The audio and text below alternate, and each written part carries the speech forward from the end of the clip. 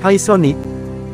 Penggunaan tembaga dalam kehidupan sehari-hari maupun industri sangatlah banyak. Tembaga juga sering digunakan untuk menciptakan logam campuran yang dapat digunakan dalam berbagai hal. Namun untuk memperoleh tembaga ini tidaklah semudah yang kita bayangkan karena harus melalui proses yang rumit dan panjang. Dan berikut ini adalah proses singkat pengolahan tembaga mulai dari tambang.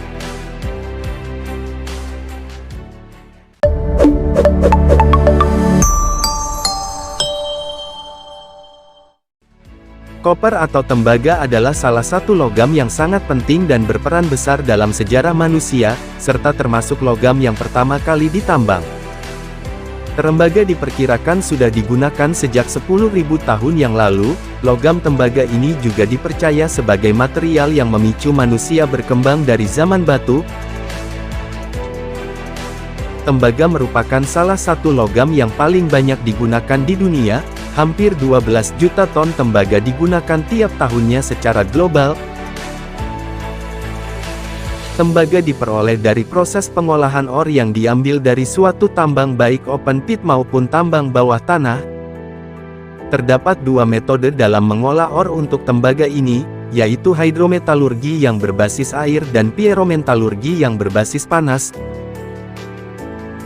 Dalam metode pyrometalurgi ore yang sudah ditambang tersebut kemudian diangkut menuju ke tempat giant crusher. Ore tersebut akan dihancurkan menjadi bebatuan hingga ukuran yang kecil. Setelah ore dihancurkan, ore dikirim menuju ke konsentrator building. Di dalam mesin konsentrator ini terdapat bola-bola besi di dalamnya yang berfungsi untuk menggiling ore hingga berukuran kurang dari 5 cm. Ore yang sudah digiling tersebut akan menuju ke vibrating screen untuk disortir.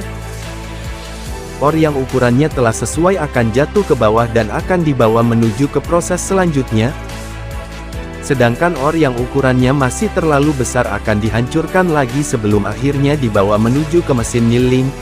Mesin milling ini juga berfungsi untuk menggiling ore hingga menjadi fin ore. Setelah dari mesin milling fin ore ini kemudian dimasukkan ke dalam floating cell lalu diberi air, udara dan bahan kimia, yang menyebabkan reaksi kimia sehingga terjadi gelembung-gelembung. Gelembung-gelembung tersebut kemudian mengapung di permukaan sambil membawa tembaga, di mana tembaga pada gelembung tersebut mengandung tembaga dengan kemurnian 25%. Konsentrat tembaga yang masih berbentuk cair ini kemudian dipompa menuju filter phase panel. Pada tempat ini konsentrat tembaga akan mengalami proses penekanan, penyaringan dan pengeringan, sehingga kelembapannya akan berkurang hingga menjadi bentuk seperti bubuk. Agar kemurniannya meningkat, konsentrat tembaga ini akan diolah lagi. Konsentrat dibawa melalui conveyor menuju electric furnace untuk dipanaskan dengan suhu 1200 derajat Celcius. Di dalam furnace udara yang terkompresi dimasukkan yang kemudian dicampur oksigen sehingga konsentrasi tembaga tersebut akan menjadi molten metal atau logam cair. Di dalam electric furnace tersebut konsentrat akan diolah sehingga menghasilkan matte copper. Selain matte copper, proses ini juga akan menghasilkan sulfur dalam bentuk gas dan juga slag atau limbah.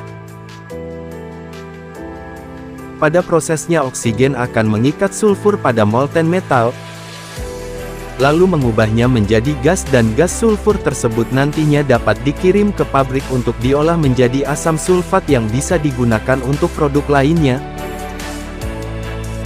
Selain sulfur, di dalam furnace ini juga terdapat slag atau limbah yang terdiri dari besi dan silika. Slag ini berada di atas matte copper karena beratnya lebih ringan, dan slag tersebut akan dikeluarkan dari furnace yang nantinya akan dibawa dengan kendaraan khusus untuk dibuang ke area yang telah disediakan. Pada area pembuangan, slag akan disiram air selama 30 jam sampai mengeras. Setelah mengeras, slag nantinya akan dihancurkan. Slag ini masih bisa diproses lagi karena masih terdapat tembaga dan logam berharga lainnya. Kemudian setelah material seperti sulfur dan slag di dalam furnace tersebut dibuang semua, maka yang tersisa adalah matte copper. Matte copper ini mengandung Tembaga dengan kemurnian 70%, matte cover, tersebut lalu dibawa dengan ledal yang berukuran besar untuk menuju ke proses converter.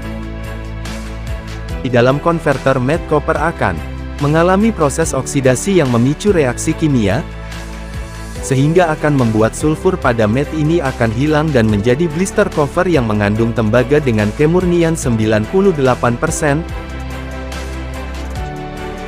Selanjutnya blister copper tersebut dikirim ke anode refining furnace. Pada anode refining furnace ini gas alam digunakan untuk menghilangkan oksigen yang terdapat pada blister copper. Setelah itu blister copper ini akan menuju ke tempat casting yang nantinya akan melalui proses pendinginan sehingga menghasilkan anoda yang mengandung tembaga dengan kemurnian 99%.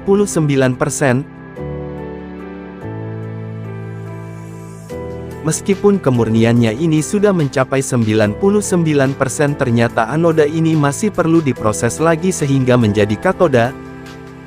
Nantinya katoda akan memiliki tembaga dengan kemurnian 99,9% untuk memenuhi kebutuhan penggunaan tembaga di zaman modern sekarang.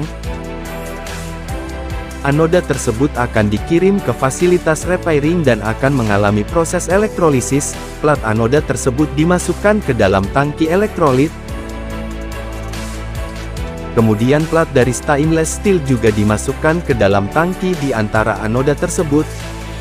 Dan selanjutnya arus listrik akan dialirkan selama proses ini. Pada waktu proses elektrolisis tersebut tembaga murni pada plat anoda akan larut dan menempel pada plat stainless steel di sebelahnya, yang mana kemudian menjadi katoda tembaga dengan kemurnian 99,9%. Plat anoda pada tangki elektrolisis tersebut akan berada di dalam tangki selama 21 hari. Sedangkan plat katoda akan diangkat setelah 7 hari lalu digantikan dengan plat yang baru lagi. Selanjutnya plat katoda akan dibawa ke stripping mesin. Pada mesin stripping ini, tembaga murni yang menempel pada plat akan dipisahkan dengan menggunakan pisau khusus. Tiap-tiap katoda terdapat 2 plat tembaga murni. Plat tembaga murni yang sudah dipisahkan tersebut nantinya akan dikemas, diberi label lalu dikirim menuju ke konsumen. Nah, itu adalah proses singkat pengolahan tembaga mulai dari tambang,